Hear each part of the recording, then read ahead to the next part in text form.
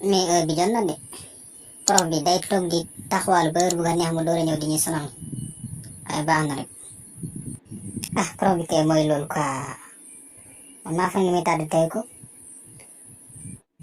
Bonjour les élèves, je m'excuse du retard. Bon, notre cours aujourd'hui parle sur l'œuf de poule.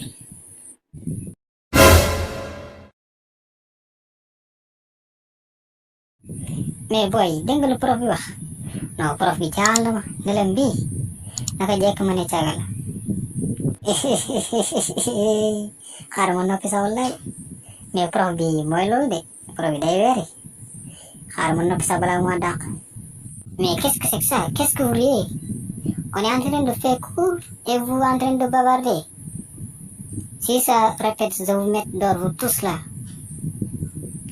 Non prof bi daf may reeloo quoi day wax musiba ba pare am si fulla ju rëy ah.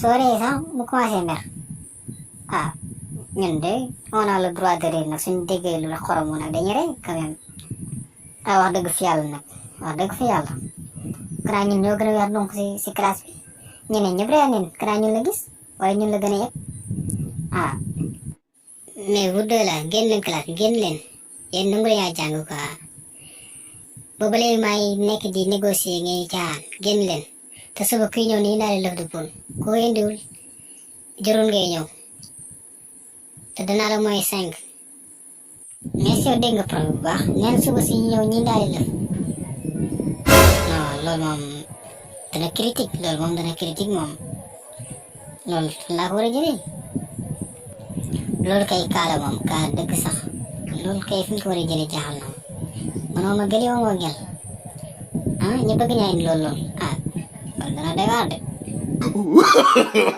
No, no, no, no.